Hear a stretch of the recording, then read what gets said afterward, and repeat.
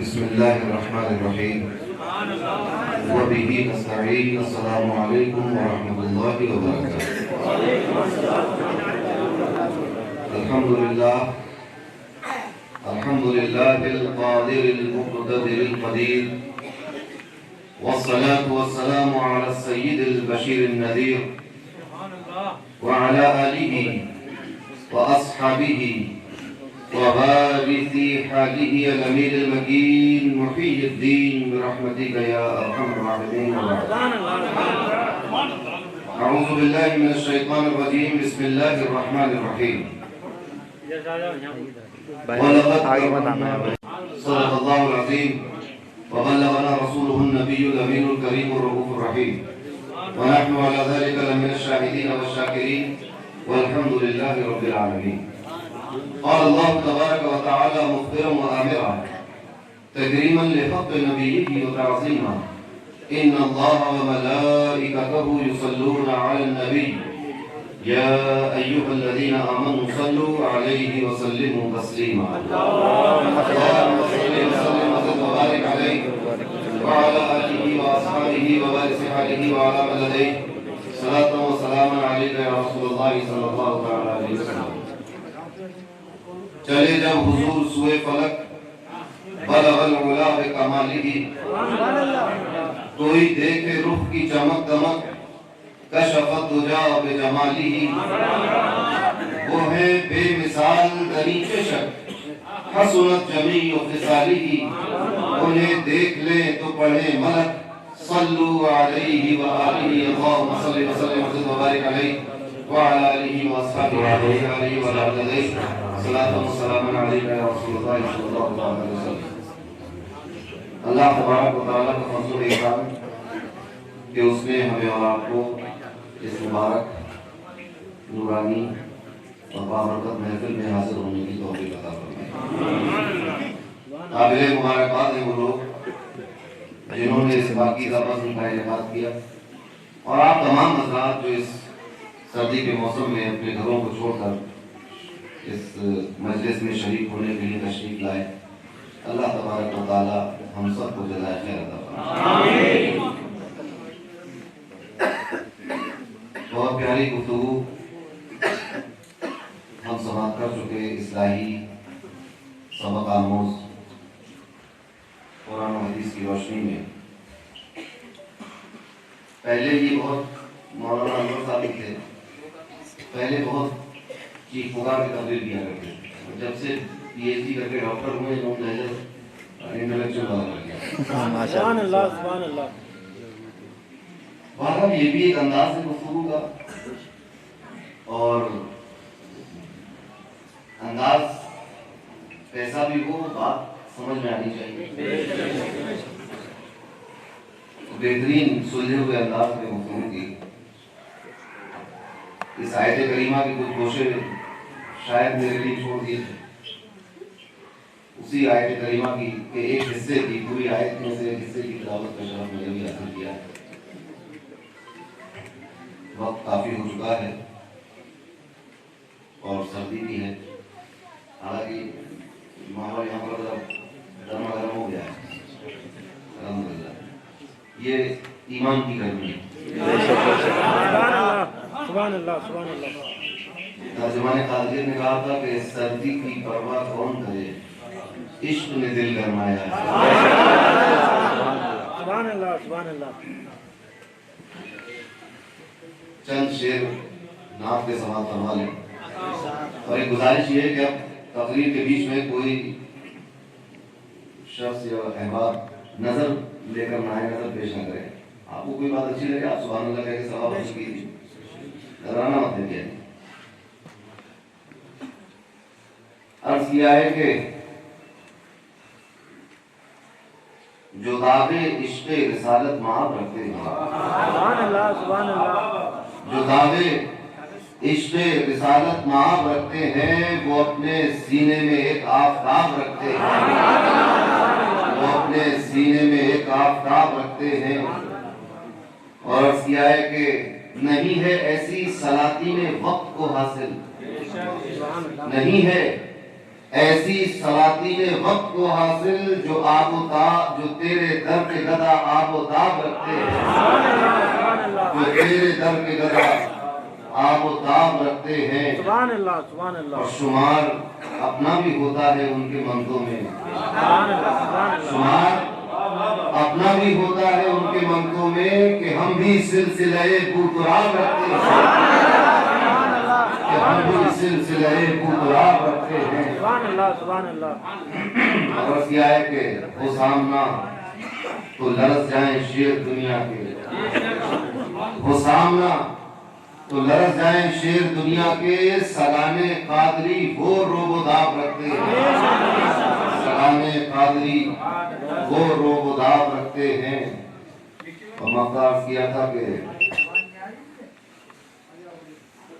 تیرے گناہ اگر بے شمار ہے عشقی، تیرے گناہ اگر بے شمار ہے عشقی، تو عفو و رحم بھی وہ بے حساب رکھتے ہیں، عفو و رحم بھی وہ بے حساب رکھتے ہیں۔ شعر صدر کا اور یاد آ گیا کہ انہی کے دامن رحمت کے سائے میں ہوں گے، انہی کے دامن رحمت کے سائے میں ہوں گے، ٹھکانہ ہم بھی بروز حساب رکھتے ہیں، ٹھکانہ ہم بھی بروز حساب رکھتے ہیں۔ اللہم صلی علی سیدنا و شفیعنا و حبیبنا مولانا محمد وآلہ وسلم، صلاۃ و سلام علیک یا رسول اللہ صلی اللہ علیہ وسلم۔ ایک ناشری کی کچھ شعر یاد آ رہے ہیں، سماعت کر لیں۔ جب نمودار وہ صورت ہوگی، جب نمودار وہ صورت ہوگی، کتنی پرکیف قیامت ہوگی، کتنی پرکیف قیامت ہوگی۔ اور ایسا لگتا ہے کہ اب جلدی ہی، ایسا لگتا ہے کہ اب جلدی ہی سبز گنبد کی زیارت ہوگی، گنبد کی زیارت ہوگی۔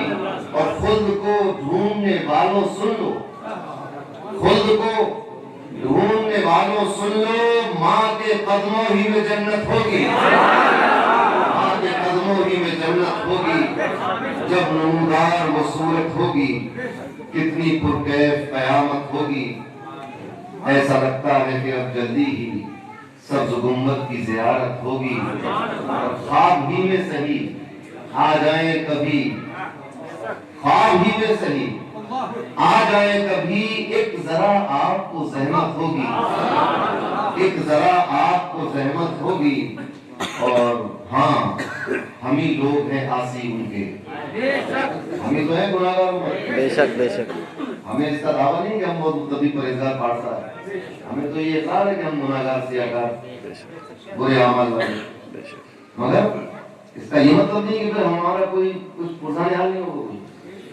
یہ بات تو ہم بھی کرتے ہیں کہ ہم گناہگار، ہاں ہم ہی لوگ ہیں عاصی ان کے، ہاں ہماری بھی شفاعت ہوگی، ہاں ہماری بھی شفاعت ہوگی، ہاں ہم ہی لوگ ہیں عاصی ان کے، ہاں ہماری ہی شفاعت ہوگی۔ جب نمودار وہ صورت ہوگی، کتنی پرکیف قیامت ہوگی۔ ایسا لگتا ہے کہ اب جلدی ہی سبز گنبد کی زیارت ہوگی۔ اللہم صلی وسلم وبارک علیہ وعلی آلہ وصحبہ وسلم۔ چند شعر غوث پاک کی منقبت بھی سن لیں، زیادہ پرانی نہیں ہے، آپ جلدی میں کہیں نہیں ہو۔ واہ کیا رتبہ میرے غوث سے اونچا تیرا،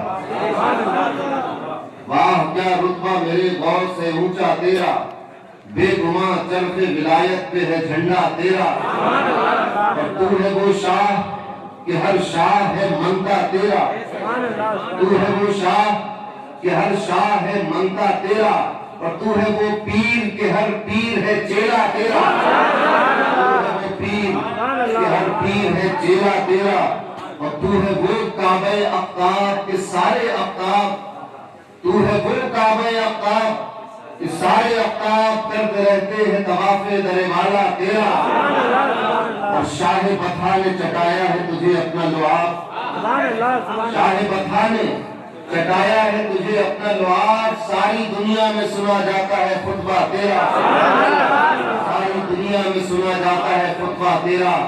ایک سورج ہے تیرا جس کو کبھی شام نہیں، ایک سورج ہے تیرا جس کی کبھی شام نہیں، اولیاء کرتے ہیں ہر دور میں چرچا تیرا۔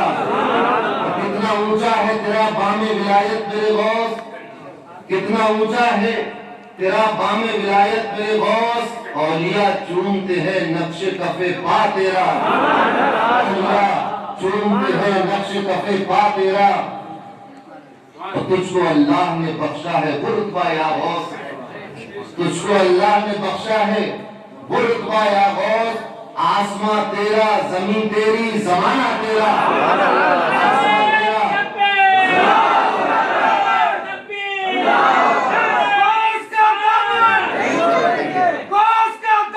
نہیں چھوڑیں گے، آسماں تیرا زمین تیری زمانہ تیرا، اور تیرے منکر کو کہیں جائے اما ملتی نہیں۔ جائے اما کا مطلب ہے پناہ ملنا، کہیں پناہ نہیں ملتی۔ تیرے منکر کو کہیں جائے پناہ جائے اما ملتی نہیں۔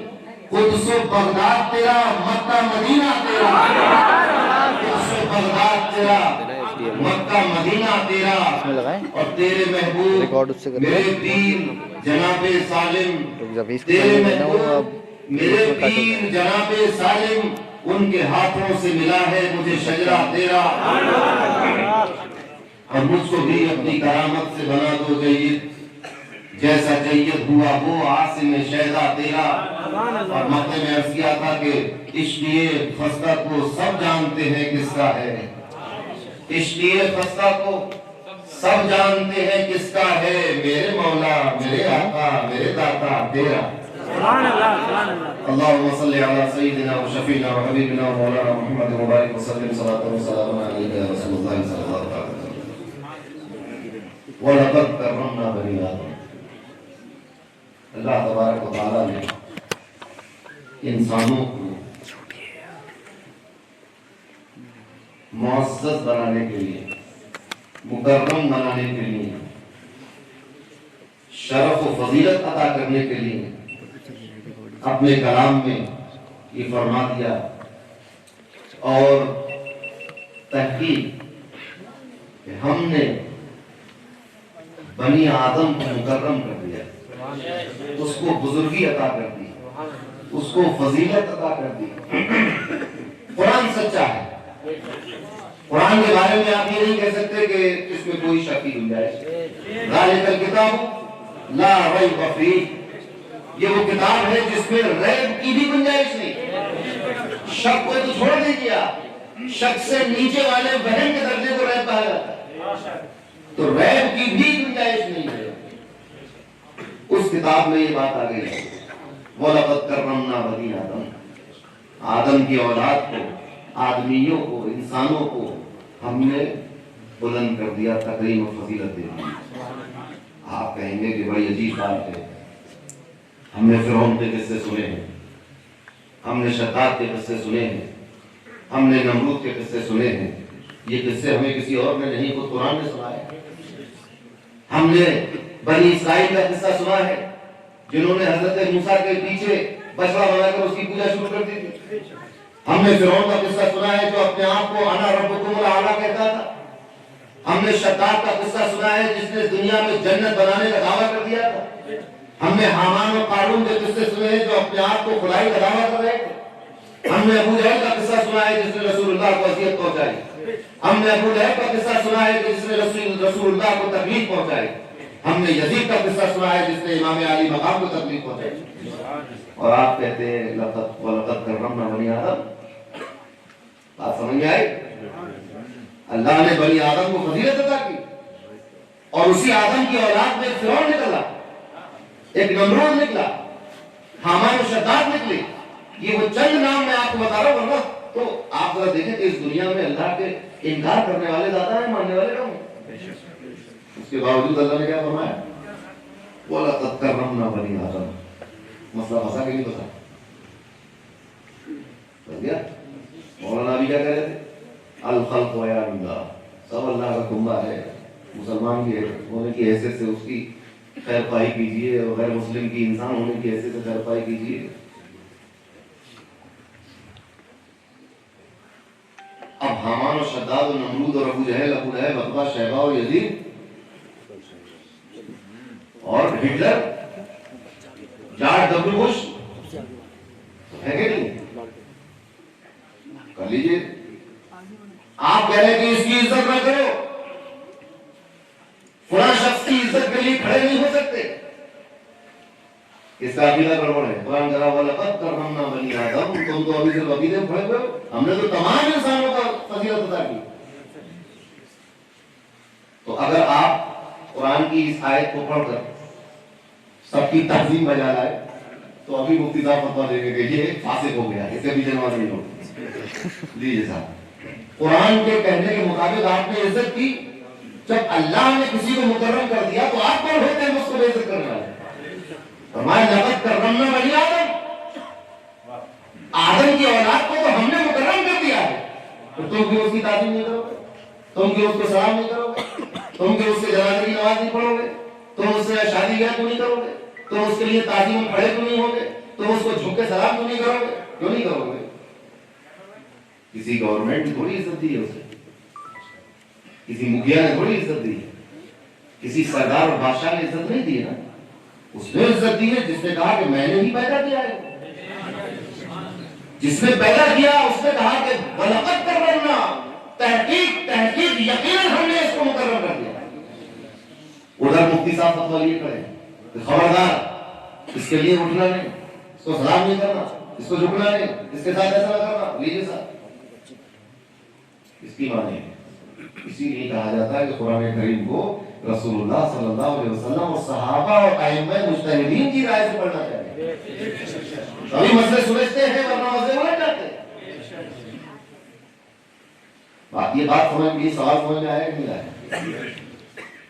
تو اب اگر اس حساب کا بنی آدم ہے جس کو ہم دیکھ رہے ہیں کہ شراب پی کر گندی نالی میں لوٹ رہا ہے، قرآن کہہ رہا ہے وَلَقَدْ كَرَّمْنَا بَنِي آدَمَ.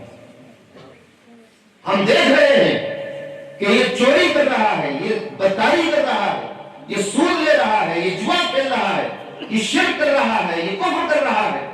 اس کے باوجود بھی اللہ نے فرمایا وَلَقَدْ كَرَّمْنَا بَنِي آدَمَ. سمجھ رہے بات؟ مسئلہ یہ ہے، پہلے تو یہ سنتے چلیے.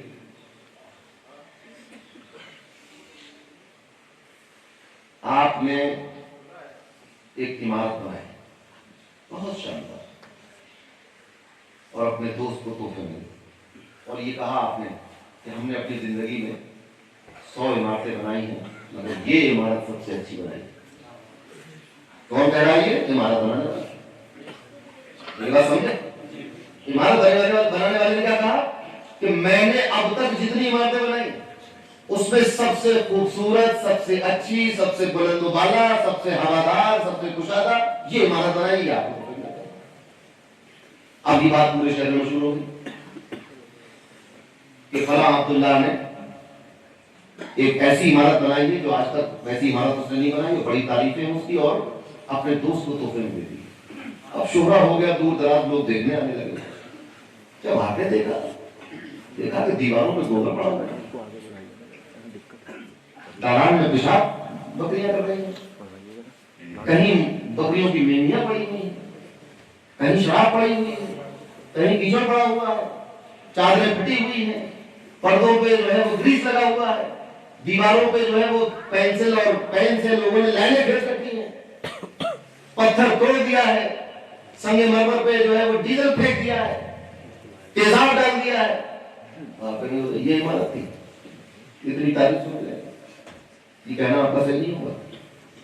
دی گئی تھی عمارت ویسے ہی بہت شاندار، مگر جس کو دی تھی یہ غلطی تو اس کی ہے، جس کو عطا کیا گیا تھا تو یہ غلطی اس کی ہے کہ تم نے سنگ مرمر توڑ دیا، تم نے دیواروں پہ گریس لگا دیا، تم نے دالان میں گوبر پھینک دیا، تم نے پلنگ کی چادریں پھاڑ دی، تم نے دروازے توڑ دیے. یہ غلطی اس کی ہے. وَلَقَدْ كَرَّمْنَا بَنِي آدَمَ، ہم نے بنی آدم کو مقرر بنایا تھا، مگر یہ یزید ہے جو اپنی حرکتوں سے ذلیل ہو گیا ہے، یہ فرعون ہے جو اپنی حرکتوں سے ذلیل ہو رہا ہے، یہ حامان ہے جو اپنی حرکتوں سے ذلیل ہو رہا ہے، جو اپنی حرکتوں اور کرتوتوں سے بدنام ہو گئے ہیں. وَلَقَدْ كَرَّمْنَا بَنِي آدَمَ، اگر فرعون توبہ کر کے مسلمان ہو جاتا تو یہ بھی مکرم تھا، اگر ہمارے شداد توبہ کام لے آتے تو یہ بھی پروسیس ہوتے. اگر ابو جہل کلمہ مصطفیٰ پڑھ لیتا تو وہ بھی عمر فاروق کے برابر کھڑا ہوا نظر آتا. اگر یزید کلمہ ہوتا, اگر یزید امام علی مقام کی تعظیم کرتا تو وہ بھی تابعین کے زمرے میں کھڑا نظر آتا.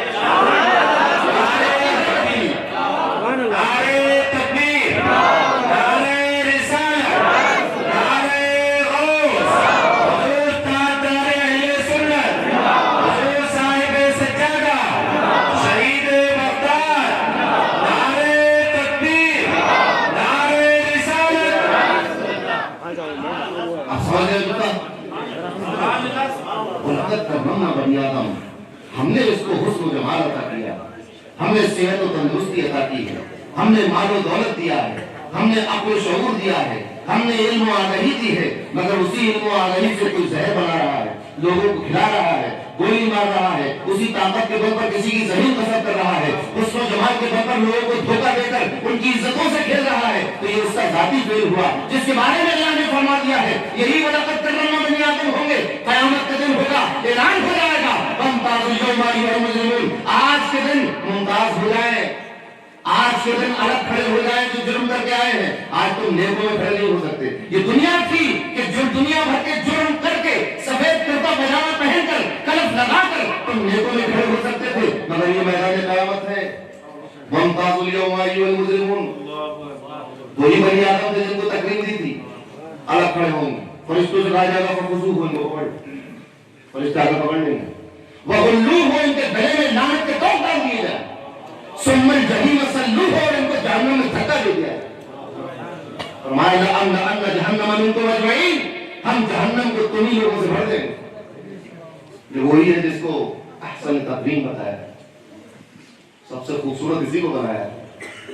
اب سمجھ آ گئی بات. یہ بنی آدم کی اپنی حرکتیں ہیں جس کی بنیاد پر ذلیل ہو رہا ہے. اللہ نے تو بہت مکرم بنایا. اب آپ یہ کہیں گے کہ بھئی اس کی بھی کوئی مثال ہونی چاہیے کہ اللہ نے تو مکرم بنایا تھا, اپنی حرکت کو ذلیل ہو رہی. پہلی مثال, جب حضرت آدم کو بنایا گیا, تکریم اتنی تکریم, اتنی بزرگی, تمام فرشتوں کو جمع کر کے کہا وَإِذْ قُلْنَا لِلْمَلَائِكَةِ اسْجُدُوا لِآدَمَ, کہا کہ آدم کا پتلا تیار ہے, سجدہ کرو اس کو. کتنی تعظیم دیتی کہ وہ فرشتے جو صرف تسبیح و تحلیل کے لیے پیدا کیے گئے ہیں, وہ فرشتے جو صرف اللہ اللہ کرنے کے لیے پیدا کیے گئے ہیں, ان فرشتوں سے کہا کہ میرے بنائے ہوئے بندے کو, ابھی خاک کا پتلا ہے, سجدہ کرو اس کو, آدم کو سجدہ کرو. تو سب فرشتوں نے سجدہ کر لیا. اسی انسان کو اللہ نے علم عطا فرمایا. ابھی میں آپ سے پوچھوں, بتائیے آپ کو زیادہ علم ہے فرشتے کو, آپ کیا کہتے ہیں؟ ظاہر سی بات. مگر وہاں ایسا نہیں تھا. جب آدم علیہ السلام کو بنایا تو فرشتوں نے کہا کہ اللہ اپنا خلیفہ, انی جاعل فی الارض خلیفہ, جب اللہ نے کہا کہ میں زمین پر اپنا خلیفہ بھیجوں گا تو فرشتوں نے کہا کہ ہم تو تیری تسبیح کرتے ہیں, اور یہ آدمی تو نے بنا دیا زمین پہ جا کر خون کی ندیاں بہا دے گا, فساد پیدا کر دے گا. اللہ نے فرمایا کہ جو میں جانتا ہوں تم نہیں جانتے. اب آگے آدمی کا علم اور فرشتوں کے علم کا مقابلہ ہو گیا. کس کے سامنے؟ اللہ کے سامنے. اللہ نے فرشتوں سے کہا بتاؤ ان کے نام بتاؤ ان چیزوں کو. معلوم فرشتوں نے کیا کہا؟ لا علم لنا الا ما علمتنا, اے ہمارے رب ہم نہیں جانتے, بس ہم اتنا ہی جانتے جتنا تم نے سکھا دیا.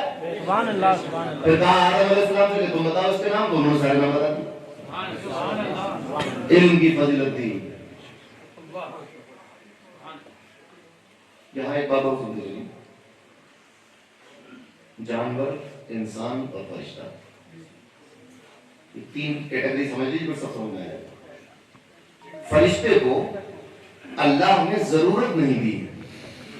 ضرورت کا مطلب اسے بھوک نہیں لگے گی, فرشتے کو پیاس نہیں لگے گی. جب بھوک پیاس نہیں لگے گی تو پھر اس کو پھر باقی حرکتیں بھی نہیں ہوں گی جو صبح اور شام میں ہوتی ہیں. پھر پیٹ بھی خراب نہیں ہوتا اس کا, نزلہ زکام نہیں ہوتا اس کا, وہ بیمار نہیں ہوتا, اس کو کرونا نہیں ہوتا. ضرورت نہیں اس کو, نہ گھر کی ضرورت ہے, نہ گرمی لگ رہی ہے, نہ سردی لگ رہی ہے, کچھ نہیں. ضرورت سے پاک, معصوم نہ, مگر علم دے دیا. ایسا علم دے دیا, ایک فرشتے کو اتنا علم دے دیا کہ اس کو معلوم ہے کہ پوری دنیا میں کس کی جان نکالنی کا، ایک وقت میں 1 لاکھ لوگوں کی جان نکال دیتا ہے، ہر جگہ پہنچ بھی جاتا ہے ایک ہی وقت میں۔ ایک فرشتے کو علم دے دیا کہ بارش کہاں کرنی، ایک کو روزی کا ذمہ دار بنا دیا، علم عطا کر دیا، سب کو اپنے اپنے کاموں کا علم ہو، ضرورت نہیں۔ جانور کو صرف ضرورت دی، علم نہیں دیا اسے، یعنی جانور کو یہ نہیں پتا کہ مجھے جب بھوک لگے تو مجھے کہاں سے کھانا ہے، اپنے گھر میں کھانا ہے کہ دوسرے کی گھاس کو کھا دینا ہے، نہیں پتا اس کو۔ اسی بنیاد پہ دیہاتوں میں لڑائی ہو جاتی ہے کہ تمہاری گائے ہمارا کھیت کھا گئی وغیرہ، تمہاری بھینس میرا پانی پی گئی، تمہاری بکری ہمارے یہاں کیسا کر لیا، تمہارے بکری کے بچے نے ہماری بکری کا دودھ پی لیا، ایسا چلتا ہے۔ کیوں؟ کیونکہ ان کے پاس عقل نہیں، علم نہیں ان کے پاس۔ انہیں ضرورت ہے، پیاس لگی جہاں پانی ملا، نالی میں ملا نالی میں پی لیا، اور پیالے میں ملا پیالے میں پی لیا، دریا میں ملا دریا میں پی لیا، تالاب میں ملا تالاب میں پی لیا، گندے تالاب میں ملا تو وہاں پی لیا، صاف تالاب میں ملا تو وہاں پی لیا۔ ایسی ہوتا ہے کہ پتھورا لگے جانور جو ہے وہ بسلری پیتے، ہو سکتا پی لیا، جیسے مولانا کا ابھی روبوٹ سکتا ہے، ابھی کوئی ایسے جانور نکلا ہے کہ میں بسلری پیتا ہوں۔ سمجھے؟ فرشتوں کو صرف علم ضرورت نہیں، جانور کو صرف ضرورت علم۔ رسول اللہ نے فرمایا خیر الامور اوسطها، حدیث ہے خیر الامور اوسطها، سب سے خیر والا بھلائی والا معاملہ کیا ہے؟ درمیانی، اور وہ درمیانی معاملہ کیا ہے؟ انسان۔ علم بھی دیا، ضرورت بھی دی، یعنی بھوک بھی لگے گی، اور یہ علم بھی دیا ہے کہ چرا کے نہیں کھانا، نہ مار پڑے گی، چھین کے نہ کھاؤ، عقل بھی دے دی کیا کھانا ہے کیا نہیں کھانا، گھاس نہیں کھانی ہے، پتے نہیں کھانے ہیں، کوڑا کرکٹ اور مٹی نہیں کھانی ہے۔ لیکن بچے کے پاس جب عقل نہیں ہوتی نا تو وہ مٹی کھا لیتا ہے۔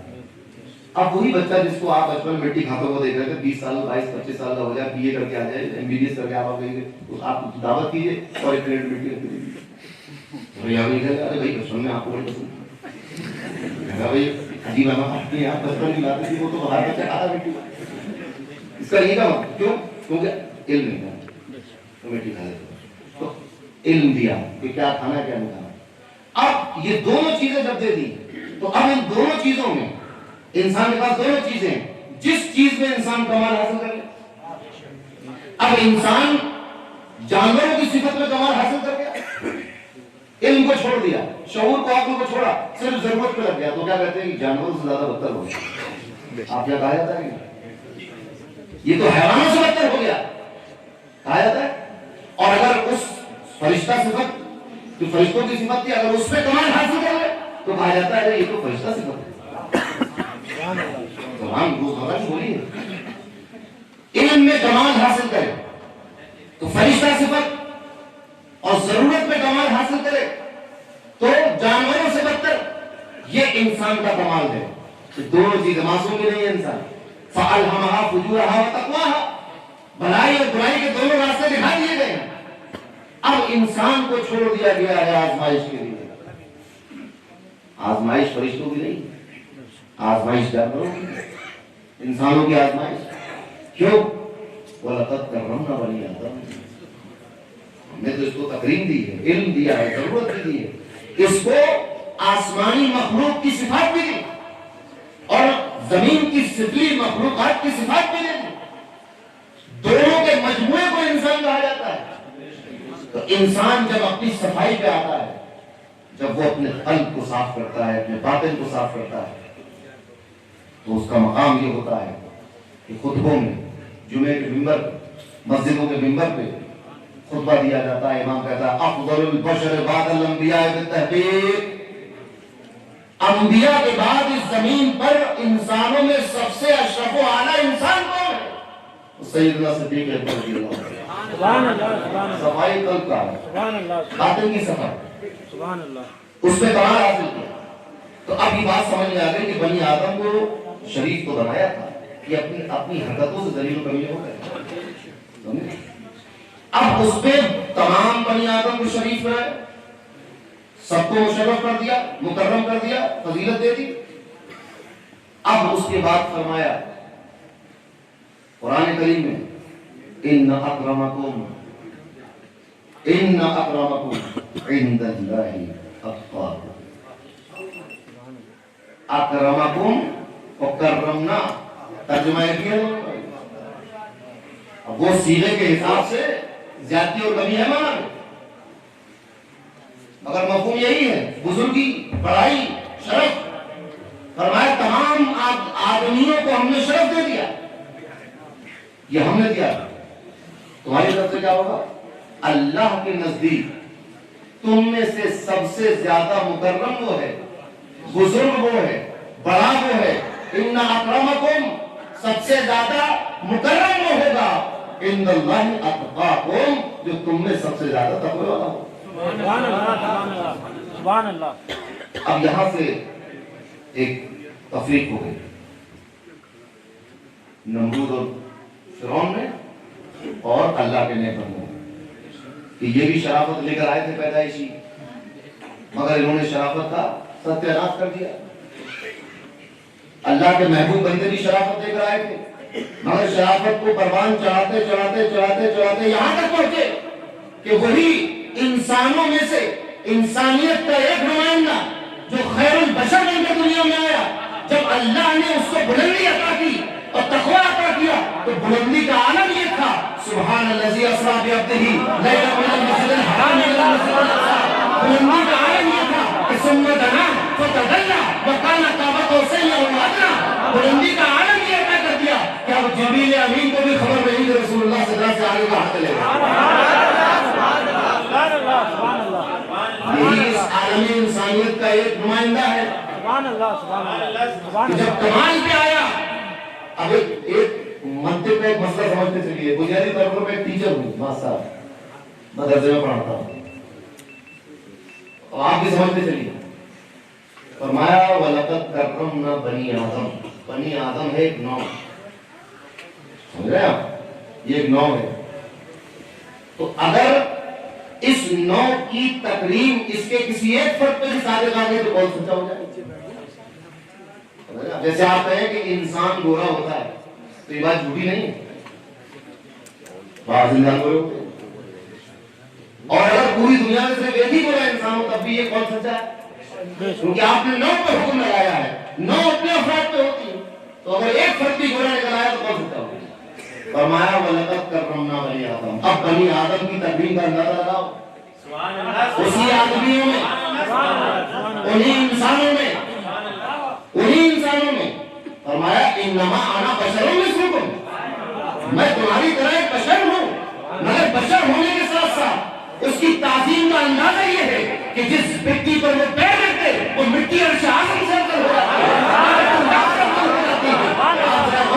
ابھی اسی مسئلے میں الجھے ہوئے لوگ کہ شیطان کا علم زیادہ ہے کہ نبی کا علم زیادہ ہے. پوری دنیا اس بات پر متفق ہے کہ افضل البشر، افضل الخلائق، افضل الخلق اگر کوئی ہے تو رسول اللہ کی ہے. نعرہ تکبیر، نعرہ رسالت، نعرہ غوث، حضور تاجدار اہل سنت، شہید بغداد، حضور صاحب سجادہ، خطیب ہندوستان، نعرہ تکبیر، نعرہ رسالت. اور یہ سب علمی اور فلسفے کی بحثیں ہیں کہ عقل کی بنیاد پر اشرف ہے، شعور کی بنیاد پر اشرف ہے، علم کی بنیاد پر اشرف ہے، اخلاق اور احساس کی بنیاد پر اشرف ہے. حقیقت تو یہ ہے کہ انسان اشرف اس لیے ہے کہ اشرف المخلوقات میں اللہ نے اپنا پیارا حبیب بھیجا ہے، اس لیے انسان اس لیے اشرف ہے کہ انہی انسانوں میں اللہ کا محبوب آیا. وہ ہر عالم کی رحمت ہے، کسی عالم میں رہ جاتے، یہ ان کی مہربانی ہے کہ یہ عالم پسند آیا.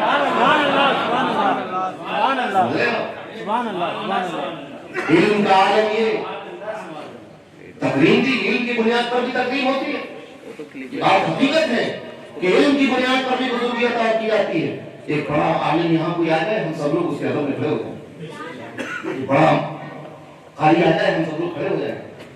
کوئی بہترین محدث آ جائے تو ہم کھڑے ہو جائیں. تکریم کس کی؟ اس کے علم کی. ورنہ انسان تو ہوگی، انسان تو ہوگی، داڑھی ہماری بھی اس کی بھی ہوگی. اور اگر مصر سے کوئی شافعی محدث آ جائے جس کی داڑھی ہماری داڑھی چھوٹی ہو تب بھی ہم کھڑے ہو جائیں، ہے کہ نہیں؟ اگر علم کی بنیاد پر فضیلت تھی تو علم کا عادت تو یہ ہے کہ آپ ایک لسٹ بنا لیں چیزوں کی کہ کیا کیا جانا جا سکتا ہے، پوری فہرست بنا لیں، ہزاروں لاکھوں کروڑوں چیزوں، اس کو جمع کر لیں۔ قرآن کہتا ہے وَعَلَّمَكَ مَا لَمْ تَكُنْ تَعْلَمْ، اے میرے حبیب جو چیز آپ نہیں جانتے تھے ہم نے سکھا دی، جو بھی چیز آپ نہیں جانتے۔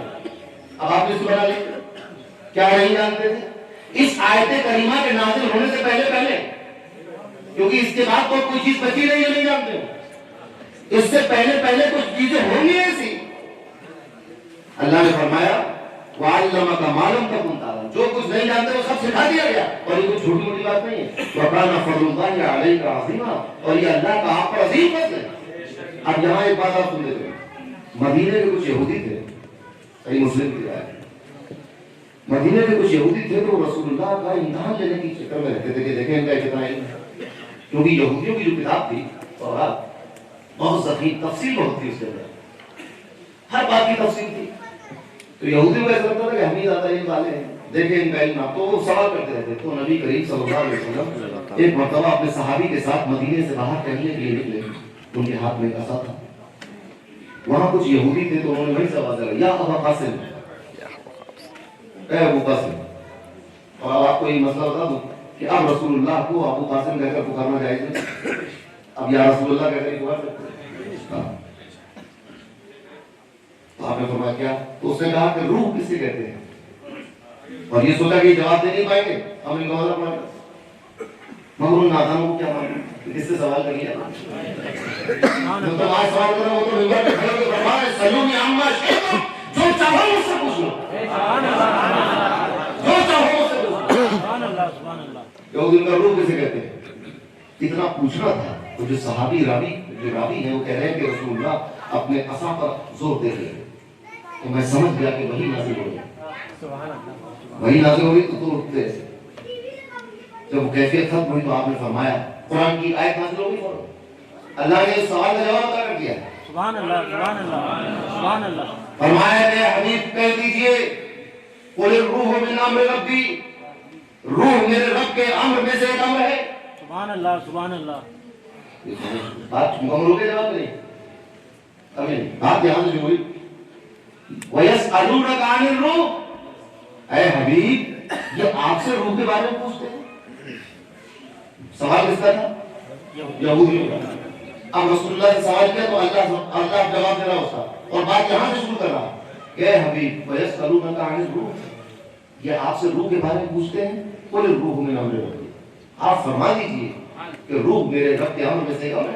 سبحان آپ کو امر ہوئے کہ نہیں؟ سبحان اللہ، سبحان اللہ۔ مگر اللہ تبارک و تعالیٰ کو بھی بات گوارا نہیں ہوئی، اس کے آگے اللہ تبارک و تعالیٰ تفصیل دی، قُلِ الرُّوحُ مِنْ أَمْرِ رَبِّي وَمَا أُوتِيتُم مِّنَ الْعِلْمِ إِلَّا قَلِيلًا، اور اس کے ساتھ ساتھ یہ بھی کہتے ہیں یہودیوں سے کہ اللہ نے تمہیں بہت تھوڑا علم دیا ہے، تم کس سے سوال کرنا چاہتے ہو؟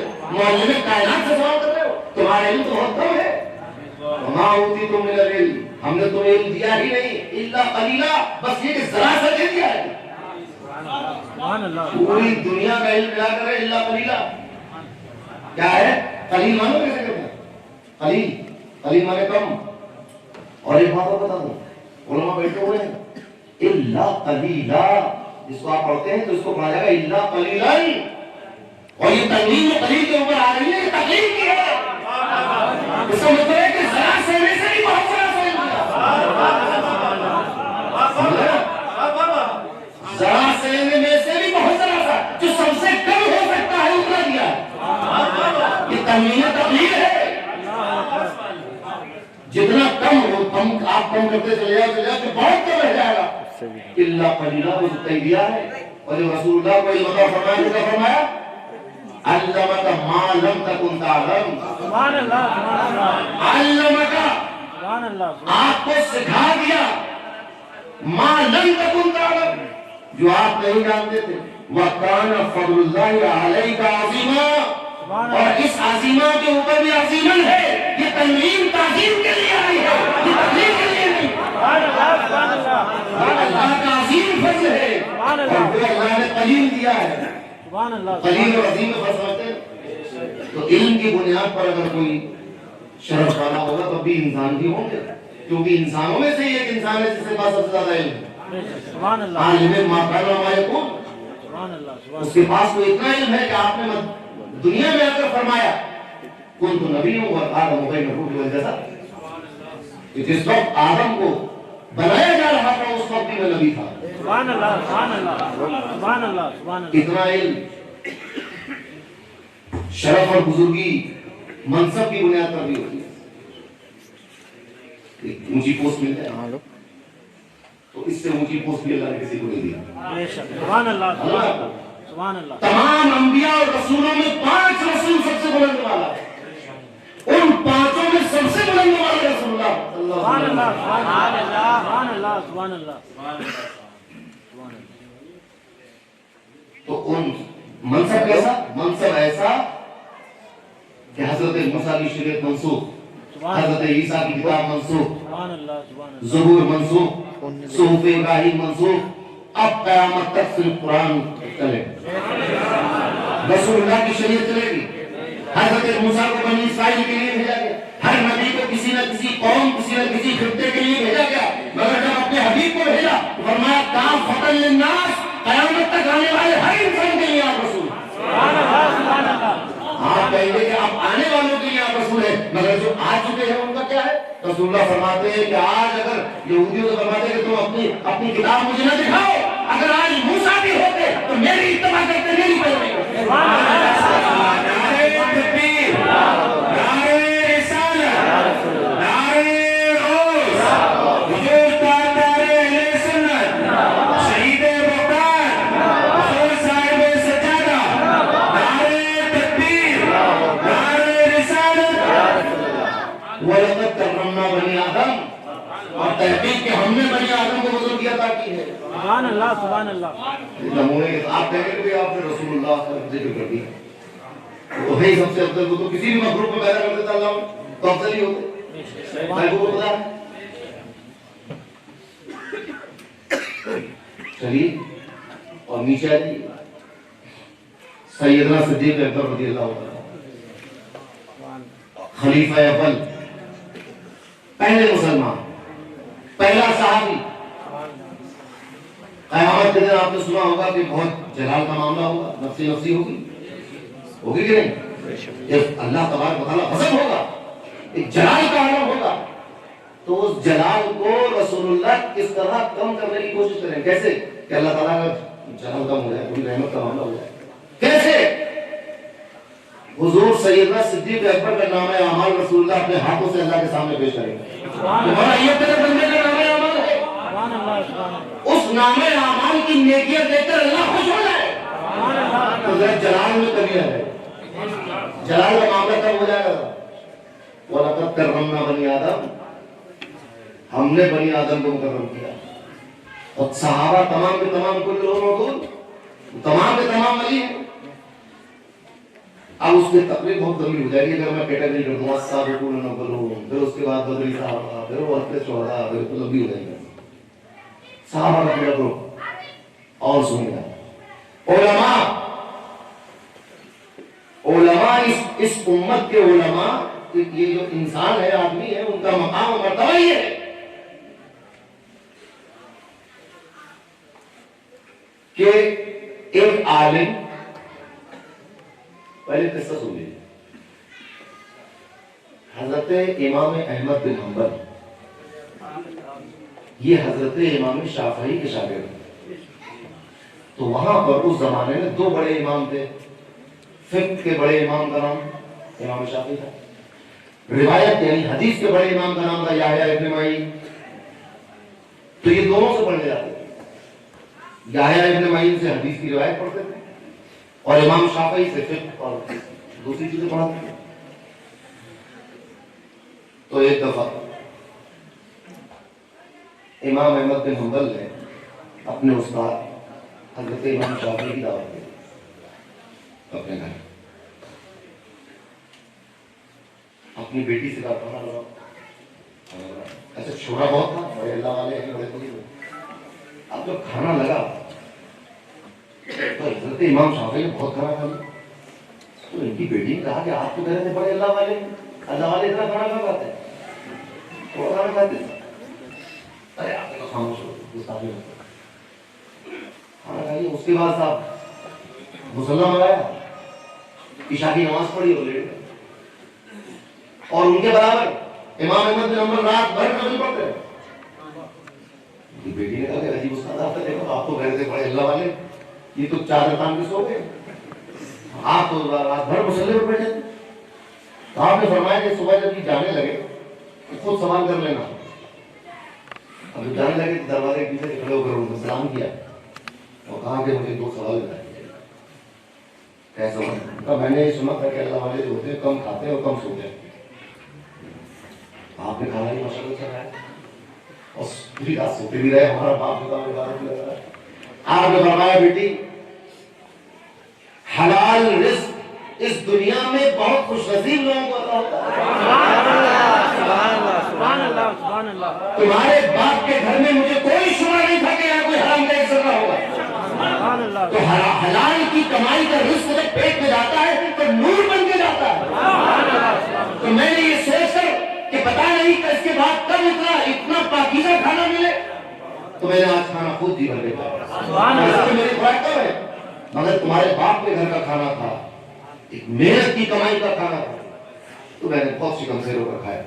اور رہی رات بھر سونے کی بات تو میں عشاء کی فرائض اور واجبات ادا کر کے لیٹ گیا تھا، سو نہیں رہا تھا. میں رات بھر ایک مسئلے پر غور کر رہا تھا، فقہ کے مسائل سلجھا رہا تھا. اور تمہارے والد رات بھر نفل پڑھ رہے تھے تو میں رات بھر جو مسائل سلجھا رہا تھا اس کے بدلے اللہ تبارک و تعالیٰ بہت اجر دیتا. تو علماء نے لکھا کہ ایک فقیہ کا رات میں فقہ کے مسائل میں غور و خوض کرنا اور ایک عابد اور زاہد کا رات بھر نوافل میں مشغول رہنا، یہ نوافل میں مشغول رہنے سے زیادہ اثر انداز اور اجر والا معاملہ یہ ہے کہ اللہ کے دین میں غور و خوض کیا جائے. ابھی باتیں سمجھ آئے؟ اب آ جائیے. اس امت کے علماء جو انسان ہیں ان کا مقام کیا ہے؟ مقام یہ ہے امام شافعی، کوئی امام اعظم، امام غزالی، امام مالک، امام سیوطی، ابن حجر الاسقلانی، امام بخاری، امام مسلم. آپ کو معلوم ہے بڑا پیارا ایک عجیب و غریب واقعہ ہے. بخاری شریف پڑھنے والے جانتے ہیں؟ ملاقات کرنا بنی آدم کی بات بتا رہا، شرافت دکھا رہا بنی آدم کی. امام بخاری کی کشتی کے سفر پہ روانہ ہوئے. چلے بہت سارے لوگ ایسا ہوتا نا کہ آپ جس سیٹ پر جس جگہ بیٹھے ہو اس کے برابر والی سیٹ پر جو سے گفتگو شروع ہو جاتی. اب امام بخاری ایک صوفی آدمی تھے، ذل المؤمنین کا خیال ہے، ہر کسی کو اپنے جیسا سمجھ لیتے کہ سبھی لیٹ ہوں. تو جو ساتھی تھا ان کا ساتھ میں میری زیادہ کشتی ہے، اس کو انہوں نے بتایا کہ میرے پاس سونے کی اشیاء ہے سو. اور کسی کو نہیں معلوم تھا پوری کشتی بات آئی نہیں. صبح وہ ساتھ میں کہا کہ میرے سونے کے سکے چھوڑ گئے. کتنے دن میں 100 سکے تھے سونے. اب یہ ہوا کہ تلاشی لوگ کس کے پاس نکلیں گے؟ سب کی تلاشی لیں گے. اچھا اس نے کیا سوچا کہ اور کسی کو تو پتا ہے نہیں کشتی میں کہ ان کے پاس 100 سکے، تو میں چوری کا الزام لگا دوں گا، تلاشی لوں گا تو ان کے پاس مل جائیں گے، سکے میرے ہو جائیں. ایسا تلاشی لی، پوری کشتی کی تلاشی لی، کتنی امام بخاری کی بھی لی، ان کی کر لی. اب سب کی تلاشی لے لی تو یہ جھوٹا ثابت ہوتا کہ بھائی سکے کہاں گئے وہ. اب یہ جھوٹے ثابت ہوئے تو انہوں نے کہا کہ نہیں وہ میرے نہیں تھے سکے ان کے تھے. اور ایسے میں نے چال چلی تھی کہ جب میں کہوں گا کہ میرے سکے چور گئے ہیں تو تلاشی لی جائے گی، تو جس کے پاس نکلیں گے وہ چور مانا جائے گا. تو اس نے کہا امام بخاری سے کہ وہ سکے گئے کہاں. تو آپ نے فرمایا کہ جب تم نے شور مچایا کہ میری چوری ہو گئی تو میں نے وہ 100 سونے کے سکوں کی تھیلی دریا میں پھینک دی، یہ سوچ کر کہ اگر تلاشی لی گئی تو میرے پاس نکلیں گے. تو تاریخ میں یہ کہا جائے گا کہ امام بخاری پر چوری کا الزام لگایا گیا. تو اس الزام سے بچنے کے لیے اتنی بڑی دولت دریا میں پھینکی. وَلَقَدْ كَرَّمْنَا بَنِي آدَمَ، ہم نے بنی آدم کو کرنے والا ہے. سبحان اللہ سبحان اللہ سبحان اللہ سبحان اللہ سبحان اللہ سبحان اللہ. جن کے نام کا یہ جشن ہے حضور غوث اعظم قندیل نورانی، شہباز لامکانی، سبحان اللہ، محبوب سبحانی، سبحان اللہ، شیخ عبد القادر جیلانی رضی اللہ عنہ۔ سبحان اللہ، سبحان اللہ، پوری دنیا میں بہت سارے ولی ہیں، سارے ولی ہمارے سراپوں میں ہیں، ہم تو ولیوں کے ماننے والے اسی وجہ سے تو بدنام ہے نہیں؟ پوری دنیا میں ہمارا نام کیا ہے؟ ہم بدنام اس وجہ سے ولیوں کے ماننے والے۔ وہ رسوائے زمانہ ہو رہے ہیں ان کی الفت میں، وہ رسوائے زمانہ ہو رہے ہیں ان کی الفت میں، ہزاروں انگلیاں اٹھی جدھر سے ہو کے ہم نکلے۔ یہ بندوں سے مانگنے والا ہے، یہ بندوں سے مدد طلب کرنے والا ہے، ہم پر الزام لگا رہے ہیں، مگر ہمیں کوئی، کیونکہ ہمارے سامنے قرآن موجود ہے، ہمارے سامنے رسول کی فرمان موجود ہے، صحابہ کی زندگی موجود ہے۔ یہ سب جھوٹے، یہ ویسا ہی الزام ہے جیسا اس کشتی والے نے امام بخاری پر لگا دیا کہ میری چوری ہو گئی، غوث اعظم۔ تو تمام اولیاء کے ماننے والے ہیں، مگر پوری دنیا میں اگر کوئی ولی کامن ہے تو وہ ایک ہی ہے، شیخ عبد القادر جیلانی، پوری دنیا میں۔ مثلا ہندوستان میں سب سے بڑا ولی کون؟ سلطان الہند غریب نواز، آپ ہی کہتے تھے۔ مصر میں سب سے بڑی ولی کون؟ امام شاذلی، تو کہتے ہیں مراکش میں کون؟ تو فلاں، ادھر کون رہی؟ ہر ملک میں ایک نہ ایک اس ملک کا سردار سلطان موجود ہے، ولی اللہ موجود ہے سب جگہ، پہاڑی پر، جنگل میں، بیابان میں، دریا کے کنارے، جنگلوں میں، ہر جگہ موجود ہے ولی اللہ، اور اپنے اپنے مرتبے پر فائز ہے۔ مگر غریب نواز کو مصر میں کوئی نہیں جانتا، امام شاذلی کو پتھورا میں کوئی نہیں جانتا، جانتا کوئی؟ تو آپ کے نہ جاننے سے کیا ان کا مقام گھٹ گیا؟ یا اگر سوڈان میں کوئی غریب نواز کو نہیں جانتا تو کیا ان کا مقام گھٹ گیا؟ پوری دنیا نہ جانے، یعنی جو جاننے والا ہے وہ تو جانتا ہے، جو ہے جس کے ہاتھ میں جو کرامتیں دیتا ہے، بزرگی دیتا ہے، وہ تو جانتا ہے۔ مگر ایک ولی ایسا ہے جس کو سلطان الاولیاء کہا جاتا ہے، ہندوستان والے بھی جانتے ہیں۔ اب کوئی بڑا پیر صاحب کہتا ہے، بڑے پیر کہتا ہے، کوئی سلطان الاولیاء کہتا ہے، کوئی شیخ کہتا ہے، کوئی غوث اعظم کہتا ہے، اپنے اپنے انداز سے سب۔ مصر والے بھی غوث پاک کو جانتے ہیں، ہندوستان والے بھی جانتے ہیں، بیت المقدس والے بھی جانتے ہیں، مکہ مدینہ والے بھی جانتے ہیں۔ اس دنیا میں اگر کہیں کوئی مسلمان رہتا ہے تو وہ غوث پاک کو جانتا ہو۔ سمجھ رہے بات؟ غوث اعظم کو اللہ نے کیا مرتبہ عطا کر دیا؟ جیسے اتوار کو آنے والے کل سنیچر پرسوں اتوار دوپہر میں آپ کی دعوت ہے سید ندیم قادری صاحب کے مکان پر 11ویں شریف غوث پاک کرنے، تو میں آپ کو دعوت دے رہا ہوں کہ اس میں تشریف لائیے۔ اسی طرح غوث اعظم کو ان کے مرید نے دعوت دی کہ حضور ہمارے افطار میں تشریف لائیے۔ یاد رکھیے آپ کی اتوار کو پرسوں دوپہر میں آپ کی دعوت ہے لنگر غوث اعظم کی، غوث پاک کے نام پر ضرور آئیے، وہاں برکت ہوگی، اچھا لگے گا، سب لوگ غوث پاک کے ماننے والے ساتھ بیٹھ کے کھانا کھائیں۔ ایسے ہی غوث پاک کے ایک مرید ہے، تو یہ دعوت کرنا یہ بدعت نہیں ہے، تمام اولیاء محدثین اور رسول اللہ تک کے ساتھ دعوت دیتے ہیں لوگ۔ اب غوث پاک کی دعوت کی مرید ہے کہ حضور آج کا افطار میرے ساتھ ہے، آپ نے کہا وہ گیا دوسرا، اس نے کہا حضور آج افطار میرے ساتھ۔ اسی طرح 70 لوگ آئے، 70 مریدوں نے آگے کہا حضور افطار میرے ساتھ۔ سبحان اللہ، سبحان اللہ۔ اب دعوت ذرا سوچیے، اور غوث اعظم سب سے کرے گا، اچھی بات ہے، ٹھیک۔ اب افطار میں گئے غوث پاک، تو اب وہ 70 لوگ تو الگ الگ تھے، تو جس کے آگے وہ سمجھے میرے ہی آئے، تو دوسرا سمجھ رہا کہ سر میرے ہی آئے، تو ایسے 70 کے 70 لوگ یہ سمجھ رہے کہ ہمارے ہی گھر میں ہے۔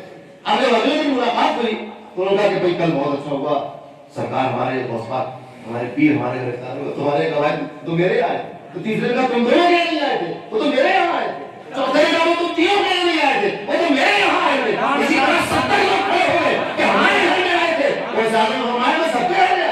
ماشاءاللہ، سبحان اللہ، سبحان اللہ۔ ایک افطار کرنے کے لیے 70 مریدوں کے گھر، افطار کا وقت ایک شہر میں ایک ہی وقت ہوتا ہے، بے شک ایسا نہیں تھا کہ ایک مرید پتھورا لڑکا تھا، ایک بریلی کا تھا، اور ایک جو پنجاب کا تھا اور پھر ایک مصر کا تھا، سب کے 5-5 منٹ کا وقفہ تھا. تو اللہ تعالیٰ قدرت دیتا ہے، کرامت دیتا ہے بندوں کو کہ ایک پیر ہندوستان میں تو دوسرا مدینے میں. سبحان اللہ، ایک ہی وقت میں 70 لوگوں کے گھر سبحان اللہ، افطار کر لیا. سبحان اللہ. یہ کون سی کرامت تھی؟ وَلَقَدْ كَرَّمْنَا بَنِي آدَمَ. جب بنی آدم کو کرامت دیتا ہے تو ایسی اس کرامت کا نکھار یہ ہوتا ہے کہ ویسا ایک وقت میں 70 ہوئے ہو گئے. سبحان اللہ. یہ ہے جو اللہ نے کرامت دی، اس کو کمال تک پہنچا دیا. سبحان اللہ. ایک مرتبہ ہوا یہ، مولانا نے بات فرمایا کہ حدیث شریف ہے کہ اور تمہاری بہنیں تمہاری ناموس ان کی حفاظت کریں. ایسے ہی ایک مرید غوث پاک کی مریدہ کہیں پھنس گئی، لوگوں نے بدماشوں نے گھیر لیا. اس نے وہیں سے پکارا یا شیخ عبد القادر جیلانی.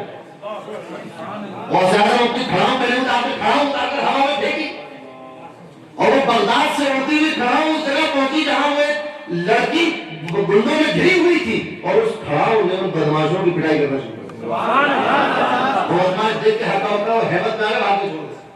سبحان اللہ. سبحان اللہ. ابھی جب میں آ رہا تھا تو امام صاحب ایک شعر کی تشریح میں کہہ رہے تھے کہ غوث اعظم اپنے مریدوں کے یہاں مغرب میں ہو تو مشرق میں سے پکارے تو اس کی مدد کو چل جائے. خود فرمایا غوث اعظم نے من نادانی باسمی فی شدۃ فکشفت عن.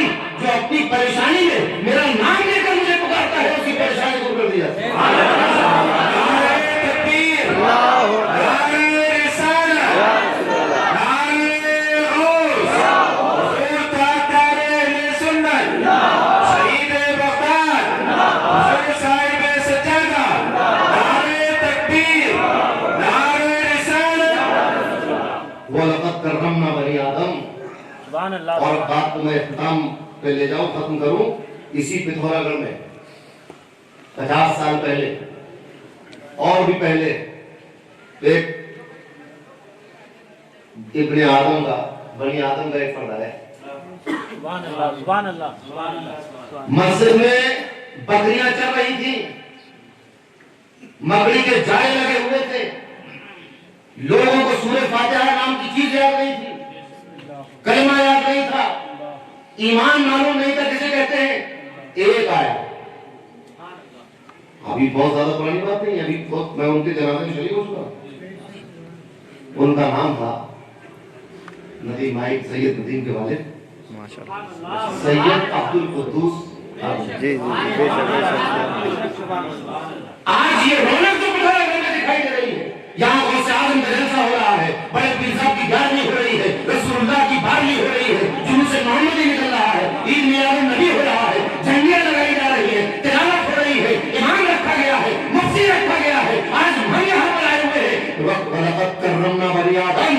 آدم کی اولاد میں سے ایک فرد کوئی یہاں پر آیا تھا، اپنے ساتھ نہ اس کے ساتھ کوئی مال و دولت تھی، نہ جاؤ حسبت تھی، اکیلا چلے کر تھا، اپنے سینے میں ایمان کی شمع لے کر آیا تھا.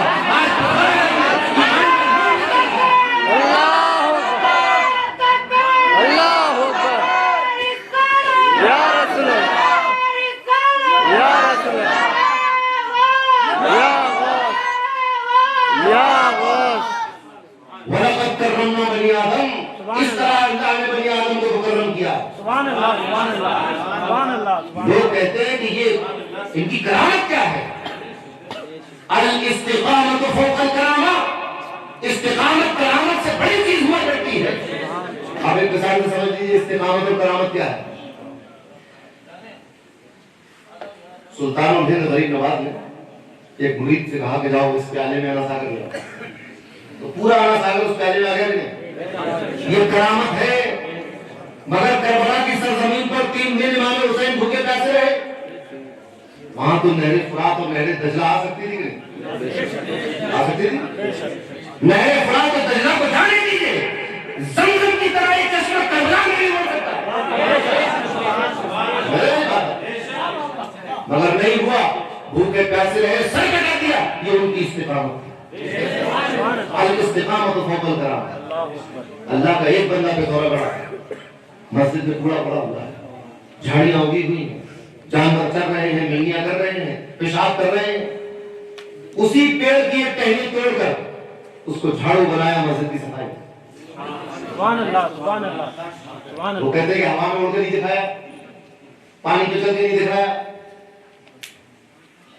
استقامت دکھائی, ڈٹے رہے. زمانے اتار چڑھاؤ آتے رہے. ایک آدمی بے سر و سامانی میں جو گھر سے زمیندار نہیں ہے, جو اپنے ساتھ مال دولت نہیں آیا, لے کر نہیں آیا, ارے تنہا آیا, کس کے بھروسے آ گیا ہے؟ کس کے بھروسے آیا ہے زمین پر؟ اللہ کے بھروسے آیا. اللہ نے اس کو اللہ نے اجر کر دیا. اللہ نے اتنی کرامت اور تکریم عطا کی کہ آج پتھورا گھر میں اگر قرآن پڑھا جائے گا اور آپ اس کو ثواب نہیں پہنچائے تو اللہ کی جانب سے ثواب پہنچے گا. قرآن کی تعلیم دینے والے کا نام سید عبد القدوس ہے.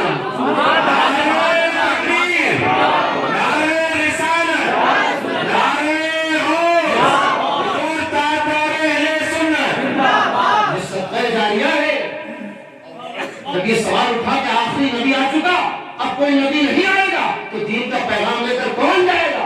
فرمایا العلماء ورثۃ الانبیاء. یہ علماء انبیاء کے وارث ہیں. ہم نے اپنی آنکھوں سے دیکھ لیا, آپ نے دیکھ لیا کہ بھدورا گھر میں کوئی نبی نہیں آیا, نبی کا غلام آیا تھا, نبی کی نسل کا ایک فرد فرید آیا تھا, حضور کے خاندان کا ایک سید ذاتہ آیا تھا. اس کے آنے کی برکت سے بھدورا گھر میں کلام پاک پڑھا جاتا ہے, نماز پڑھی جاتی ہے, کلمہ پڑھا جاتا ہے, فاتحہ ہوتی ہے, زکات سیکھ لیا ہے, آج زکات دی جا رہی ہے, لوگ حج کر کے چلے آئے ہیں, آج داڑیاں رکھے ہوئے ہیں, نماز قائم ہو گئی ہے, مدرسہ قائم ہو گیا ہے. لقد کرمنا بنی آدم. سبحان اللہ سبحان اللہ سبحان اللہ سبحان اللہ سبحان اللہ. انسان کو اب آخری بات یہ ہے, ہم سب کو بھی اللہ نے بہت عظیم بنایا. بے شک بات یہ ہے کہ جو چمکا لے. بے شک. اب ہم اس گھر کی طرف آئی جو قصہ سنایا تھا میں نے. ہمارے پاس بھی بہترین گھر ہے, سر سے لے کر پیر تک. اب ہم اس کو وضو کے ذریعے چمکاتے ہیں یا وہاں سے قضا کر کے بگاڑ لیتے ہیں. اگر وضو کے ذریعے چمکائیں تو دنیا دیکھے گی وَلَقَدْ كَرَّمْنَا بَنِي آدَمَ. سبحان اللہ سبحان اللہ. اور اگر ہم شراب پی لیں, جوا کھیل لیں, نماز قضا کر دیں, دین کو بالائے طاق رکھ دیں, رسول اللہ کی محبت دلوں سے نکال دیں, پھر کیا رہ جائے گا؟ کریم کتنی اچھی لگا لو, اللہ کو چہرہ پسند نہیں آئے گا. کسی صابن سے منہ دھو لو, اللہ کو چہرہ پسند نہیں آئے گا. اللہ کو تو وہ چہرہ پسند آتا ہے جو سجدہ ریزی کی وجہ سے ماتھے پر داغ پڑ جائے. اللہ کو پسند آتا ہے, چہرے پہ داڑھی اللہ کو پسند آتی ہے. اللہ کو بہت زیادہ مہنگے کپڑے پسند آ جائے نہیں ضروری. اللہ کو ڈاٹ اور بوری کے کپڑے جس میں پیبند لگے, جن کے پاس بٹن نہ ہو, ببول کے کانٹوں سے انہوں نے اپنے گریبان کو سی رکھا ہو, وہ پسند آ جاتا ہے. اگر یہ سبحان اللہ سبحان اللہ. اللہ تعالیٰ تمہارے چہروں کو نہیں دیکھتا, تمہاری نیتوں کو دیکھتا. ہمیں بھی چاہیے کہ ہم بھی وہ تکریم اور عزت جو اللہ نے دی ہے اس کو سنبھال کر رکھیں, ہم اس کو برقرار رکھیں, اور مزید اپنی کوششوں سے اللہ اور اس کے رسول کی باتیں مان کر, ان کے احکامات مان کر اس کرامت میں اور اضافہ کریں. اب آپ ذرا سوچو کہ ایک آدمی کی وجہ سے 2500 لوگ یہاں پکے ہوئے. اگر ایسے 3-4 اور آپ پیدا کر لیں, اسی طرز پر اگر چلنا شروع کر دیں تو دیکھیے کیا ہو. دین دراصل اسی طرح پھیلا. دین تلواروں سے, بندوقوں سے نہیں پھیلا, دین مار بھاڑ سے نہیں پھیلا, دین اخلاق سے پھیلا, سبحان اللہ سبحان اللہ. بے شک سبحان اللہ. دین کردار سے پھیلا, دین محبت سے پھیلا. ان کا جو فرض ہے وہ اہل سیاست جانے, میرا پیغام محبت ہے جہاں. اللہ تبارک و تعالیٰ سے دعا ہے کہ ہماری حاضری کو قبول فرما لے. ہم سے جو کچھ خطا ہو گئی وہ اس کو معاف فرما دے. جب تک ہم زندہ رہے اللہ اور اس کے پیارے حبیب محمد مصطفیٰ صلی اللہ علیہ وسلم کے بتائے ہوئے راستے پر چلتے رہے. جب ہمارا آخری وقت ہو تو ہماری زبان پر وہ لا الہ الا اللہ محمد رسول اللہ صلی اللہ علیہ وسلم. وآخر دعوانا الحمدللہ رب العالمین.